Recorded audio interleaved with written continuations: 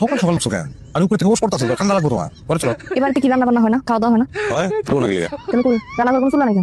ও চুলা তো দুই পদের ছিল, মাটির চুলা ছিল, গ্যাসের সিলিন্ডারের চুলা ছিল, আমি ভেঙে লাগছি। কেন তোমার লেগে? আমার জন্য কেন? তোমার লেগে তো আমি কোনো ধরনের রিস্ক নিতে পারবো না।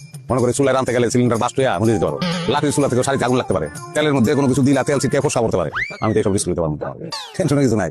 খাওয়ান 3 বেলায় আসবো, 3 বেলায় আসে, পাশের বাড়িতে টাকা পয়সা দেওয়া আছে, তারা 3 বেলা খাওয়ান দিয়ে দেবে, কোনো সমস্যা নেই। এটা কি হোটেল না বাড়ি? বাড়ি। তাহলে চুলা বডি দা সবকিছু আমার লাগবে, আমি নিজের সংসার নিজে রান্না করবো। তোমার দুটো পায়ে ধরে এটা আমার পক্ষে সম্ভব না। এটা বললো না, আমি রিস্ক নিতে পারবো না। আমি জীবনে বিয়ে করতে করতে আর বউ খবর দিতে দিতে আমি ক্লান্ত হয়ে গেছি। তুমি আমার 4 নম্বর বউ, আমি আর বিয়ে করতে পারবো না, এটা আমার পক্ষে সম্ভব না। শোনো, অসুবিধার কিছু নাই, একটা দুর্ঘটনা তো যে কোনো সময় ঘটে যেতে পারে। দরকার কি খাওয়ার আসবো, তুমি রাজধানীর মতো থাকবা, তোমার কোনো কাজ করতে পারবো না, ঠিক আছে? কোনো কাজ করবো না তুমি। আমি অন্য মাসে রান্না খাইতে পারবো না, নিজে রান্না করবো, নিজে খাবো। আর যদি সেটা না হয় তাহলে কিন্তু আমি না খেয়ে থাকবো, কিচ্ছু খাবো না, পানি পর্যন্ত খাবো না। মানুষ কিন্তু না খেয়ে মরে। আর আপনি ডিসিশন নেন, আপনি কি করবেন?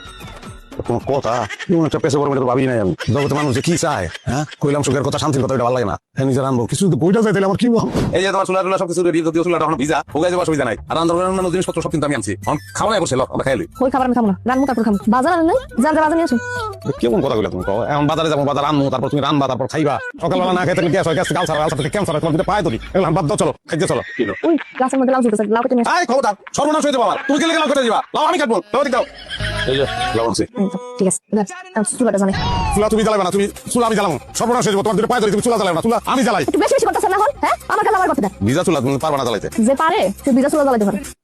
ভিজা চুলা এখন পর্যন্ত তুমি তো তরকারি কাটো নাই, আগে আগুন জ্বালায়। বুঝলে তো ওইটাই কাম, জ্বালাইতেছি যাতে চুলাটা তাড়াতাড়ি শুকায়। কয় সংসারে আগুন জ্বালাইতে নারীর অবস্থা না, চুলায় আগুন জ্বালাইতে মানে সংসারটা তো চুলার মতো নেই। নিলে একটা কাজ করি, কি? একটা কাজের লোক রেখে দিই। না, কেন? আমার সংসারে এসে অন্য কেউ কাম করবে, এটা আমার পছন্দ না। বেশ, আমার বাকি বড়ি যদি আমি যাতে থাকতো, তিনজন মিলে কত মিলে দিলে কাম করতে পারতাম। তাহলে তো আমার পর্যন্ত আপনি আসতেই পারতেন না। আপনার বড় বউ বাইসে থাকলে আপনি তো মেজবু পর্যন্ত যেতে পারতেন। ঠিক, মানুষের স্বপ্ন কি আর পুরো নয়? স্বপ্ন সবসময় স্বপ্ন থেকে যায়, মশলা তো ওইটাই। কি কি আনছেন?